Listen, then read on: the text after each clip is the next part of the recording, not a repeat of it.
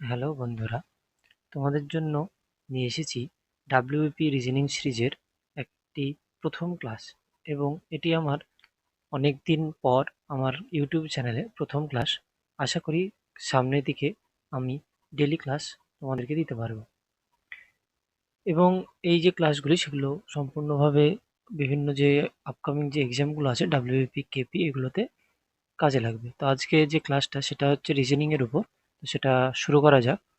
এবং শুরু করবার আগে আমরা বলি যে যেকোনো জিনিস যখন আমরা করতে যাই এবং তার মধ্যে আমরা যদি কাউকে খুঁজে বেড়াই যে কেউ আমাকে এই কাজটা করে দেবে বা এই কাজটা করে আমরা করে নেব, সেটা কিন্তু হবে না। আমাদেরকে নিজেকেই সেই কাজগুলো করে নিতে হবে। এবং সেটা আমরা যদি নিজেকে বদলাতে না পারি, অর্থাৎ যদি জীবনে আমার জীবনকে যদি কেউ বদলায় সেটা কিন্তু আমি নিজেই। এবং সেটা আমরা আয়নার সামনে দাঁড়ালে সেটাকে কিন্তু আমরা নিজেকেই দেখতে পাবো। তো আজকের যে প্রথম কোশ্চেন সেটা হচ্ছে অর্থবহ ক্রম অনুসারে সাজাও। অর্থাৎ এখানে আমাকে সাজাতে হবে যে কোনটা আগে আসবে এবং কোনটা পরে আসবে। তো এখানে যে কোশ্চেনটা আছে যে প্রথম হচ্ছে a study, job, examination, earn এবং অ্যাপয়েন্টমেন্ট। এখানে কোনটা আসবে? এখানে অ্যান্সার যেটা হবে সেটা হচ্ছে এ। এবং এখানে এ হবে কেন?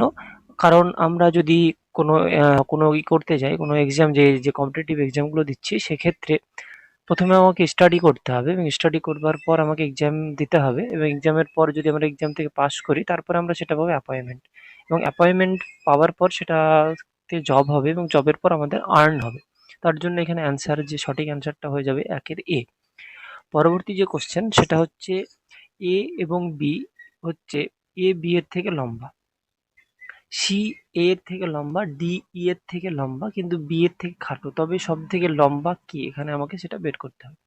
এখানে যে অ্যান্সারটা হয়ে যাবে সেটা হচ্ছে বি, অর্থাৎ সি হচ্ছে সব থেকে লম্বা। এখানে কিভাবে হচ্ছে? এ হচ্ছে বি এর থেকে বড়, সি এ এর থেকে বড়, তাহলে ডি হচ্ছে ই এর থেকে বড়। এক্ষেত্রে এ এর থেকে সি বড় এবং এ বি এর থেকে বড় এবং বি এর থেকে ডি বড়। এক্ষেত্রে আমরা যদি এবার ক্রম অনুযায়ী সাজাই তাহলে পেয়ে যাব সি সব থেকে বড়, তারপরে এ, তারপরে বি এবং বি এর থেকে বড় হচ্ছে ডি। তাহলে আমরা পেয়ে যাচ্ছি এখানে অ্যান্সার হচ্ছে সি হচ্ছে সব থেকে বড়, লম্বা। পরবর্তী যে কোশ্চেন সেটা হচ্ছে সিরিজটা আমাকে পূরণ করতে হবে, সম্পূর্ণ করতে হবে। এক্স আছে, তারপরে কিউ আছে, তারপরে কে আছে এবং তারপরে এফ আছে এবং তার পরবর্তী যে আমার যে লেটারটা সেটা কি হতে পারে। তো পরবর্তী যে লেটারটা হবে সেটা হচ্ছে আমাদের বি। কিভাবে হচ্ছে? আমরা প্রথম এক্স আছে, এক্স এর থেকে যদি -7 অর্থাৎ আগে যাই, 7টা ধাপ আগে যাই, তাহলে আমরা পেয়ে যাব কিউ। এবং কিউ এর থেকে তারপরে 6 ধাপ যদি আগে যাই তাহলে আমরা পেয়ে যাব কে।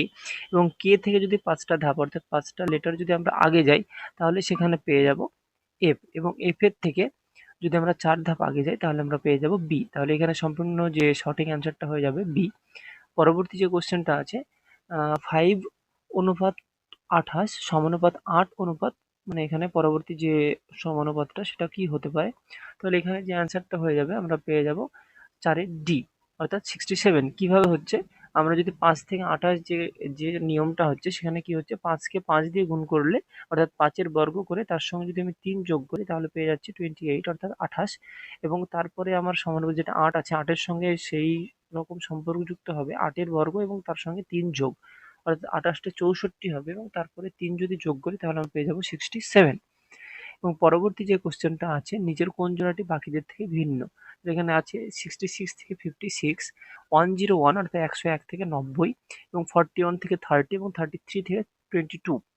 তাহলে এখানে যে অ্যান্সারটা হয়ে যাবে সেটা হচ্ছে 66 থেকে 56। অর্থাৎ কিভাবে হচ্ছে? এখানে প্রত্যেকটা যে আমরা পাবো যে জোড় দিয়ে শুরু হচ্ছে এবং জোড় দিয়ে শেষ হচ্ছে, যে 66 থেকে সেটা যে হচ্ছে আমাকে জোড় দিয়ে শুরু এবং জোড় দিয়ে শেষ হচ্ছে। এবং 101 এর ক্ষেত্রে, 41 এর ক্ষেত্রে এবং 33 ক্ষেত্রে প্রত্যেকটা ক্ষেত্রে কিন্তু অড অর্থাৎ বিজোড় দিয়ে শুরু হচ্ছে এবং জোড় দিয়ে শেষ হচ্ছে। সেক্ষেত্রে আমার যে সঠিক অ্যান্সারটা হয়ে যাবে 5 এর এ, অর্থাৎ 66 থেকে 56। পরবর্তী যে কোশ্চেনটা আছে এই সঠিক বিকল্পটি লেখো। অর্থাৎ 5 into 8 আমাকে বলছে 28, অর্থাৎ 5 এর সঙ্গে 8 যদি গুণ করি তাহলে আমি পেয়ে যাবো 28 এবং 3 এর সাথে 7 যদি গুণ করি পেয়ে যাবো 12 এবং 8 এর সঙ্গে 6 যদি গুণ করি পেয়ে যাবো 35। তাহলে 13 এর সঙ্গে 13 যদি যোগ করি তাহলে কত পেতে পারি? তাহলে এখানে যে অ্যান্সারটা হয়ে যাবে আমাদের 144 অর্থাৎ 144। এখানে কি করে আসছে? আমরা যদি 5 এর সঙ্গে 8 কে গুণ করি এবং তার সঙ্গে আমরা 5 এবং 8 যোগ করে -1 অর্থাৎ একবার গুণ করে তার সঙ্গে যোগ করে এক যদি মাইনাস করি, তাহলে এখানে প্রথমে কি হচ্ছে, 40 থেকে 12 মাইনাস হলে পেয়ে যাচ্ছি 28। তারপরে 21 থেকে 9 বিয়োগ করলে পাচ্ছি 12, এবং তার পরবর্তীতে 48 থেকে 30 বাদ দিলে পাচ্ছি 35, এবং লাস্টে যেটা আছে 13 থেকে 13, এবং তার সঙ্গে গুণ করে এবং সেম 13 যোগ 13 মাইনাস 1 অর্থাৎ 25 যদি মাইনাস করি, তাহলে আমরা পেয়ে যাবো 144 অর্থাৎ 144। পরবর্তী যে কোশ্চেন আছে যে ডিকশনারি অনুযায়ী সাজাও। ডিকশনারি অনুযায়ী সাজাতে গেলে আমাকে প্রথমত আমাকে প্রত্যেকটা যে ওয়ার্ডগুলো আছে সেই ওয়ার্ডগুলোর আমাকে দেখে নিতে হবে সিকোয়েন্স কিভাবে আছে। দেখা যাচ্ছে প্রত্যেকটা ক্ষেত্রে এফ আছে এবং তারপরে আর এ এন, এই আর এ এই প্রত্যেকটা ক্ষেত্রে কিন্তু এফ আর এ হচ্ছে আমার সম্পূর্ণভাবে মিল আছে, এবং তারপরে যে সংখ্যাটা আছে অর্থাৎ তারপরে যে আমার লেটারটা আছে কোনোটাতে এন, তিনটেতে এন আছে এবং একটাতে আছে ইউ। এক্ষেত্রে যে অ্যান্সারটা হয়ে যাবে ডি, অর্থাৎ প্রথমে হবে 3, তারপরে 1, তারপরে 2 এবং তারপরে হচ্ছে 4। তাহলে আমরা যদি সাজিয়ে নিই তাহলে দেখতে পাবো প্রত্যেকটা ক্ষেত্রে ফ্র্যাঙ্ক কে আসছে এবং তারপরে ই, অর্থাৎ এন আগে, তাহলে এন আগে চলে গেল, ইউ পরে, তাহলে ওটা লাস্টে চলে যাচ্ছে এবং কে আগে আছে এবং তারপরে এ আগে, এইভাবে সম্পূর্ণভাবে সিকোয়েন্সে সাজিয়ালে আমরা পেয়ে যাব 3, 1, 2, 4। তারপরে যে কোশ্চেনটা আছে নিম্নের কোনটি পাখিদের থেকে ভিন্ন, অর্থাৎ 2W3, 1Q7, 1M3 এবং 1R9।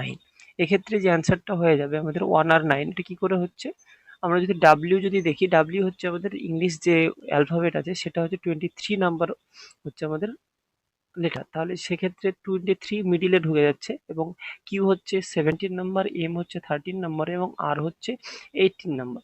কিন্তু আর এর ক্ষেত্রে এখানে আমার লেখা আছে 19, সেক্ষেত্রে এখানে আর হচ্ছে তিনটে থেকে অর্থাৎ 4টি থেকে ভিন্ন। পরবর্তী যে কোশ্চেনটা আছে যে লুডোর যে ছক্কাটা দেওয়া আছে তাহলে 6 এর বিপরীতে আমার কোনটি হতে পারে। এক্ষেত্রে 6 এর বিপরীতে আমাকে এখানে পরপর যে দুটো লুডো আছে সেক্ষেত্রে আমরা দেখতে পাচ্ছি একবার 3 আছে এবং 2 আছে এবং 2 আছে এবং 4 আছে।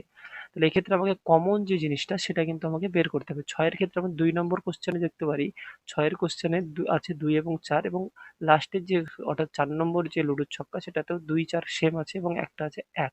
তো এক্ষেত্রে কি হয়, এক্ষেত্রে যদি সেম কোনো সংখ্যা রিপিট হয় তাহলে সেক্ষেত্রে অপোজিট হয়ে যাবে 1, অর্থাৎ এখানে 6 এর যে বিপরীতে সেটা হচ্ছে 1। পরবর্তী যে কোশ্চেনটা আছে নিজের ছবিটিতে যে আমাকে যে জিজ্ঞাসা চিহ্নটা কত হতে পারে, 9 আছে, 33 আছে এবং 17 আছে, এক্ষেত্রে কোনটি হতে পারে, 67, 55, 65 এবং 97। এক্ষেত্রে যে অ্যান্সারটি হয়ে যাবে 65। এটা কি করে হচ্ছে, আমরা যদি যা দেখি 9 এর ক্ষেত্রে, 9 এর ক্ষেত্রে যদি 2 গুণ করি এবং তার সঙ্গে যদি 1 বিয়োগ করি তাহলে পেয়ে যাচ্ছি 17, তাহলে আমরা পেয়েছি এখানে 33। তো 33 কে আমরা 2 গুণ করবো এবং মাইনাস 1 যদি করি তাহলে পেয়ে যাবো 65। তাহলে এখানে আমরা পাচ্ছি 65 হচ্ছে সঠিক অ্যান্সার। আজকের মতো যে কোশ্চেনগুলো যে আমি মাত্র 10টি কোশ্চেন রেখেছি, আপকামিং আশা করি আরো বেশি রাখার চেষ্টা করব। আশা করি তোমাদেরকে এই ক্লাসটি সম্পূর্ণ ভালো লেগেছে। থ্যাংক ইউ, এবং তোমাদের যদি ক্লাসটি ভালো লেগে থাকে তাহলে আমার এই চ্যানেলটিকে সাবস্ক্রাইব করে নেবে এবং বেল আইকনটিকে ক্লিক করে রাখবে, কারণ যদি আমি পরবর্তী যে কোশ্চেনগুলো মধ্যে আপলোড করবো সেগুলো তোমাদের কাছে সরাসরি নোটিফিকেশনে যায়। Thank you.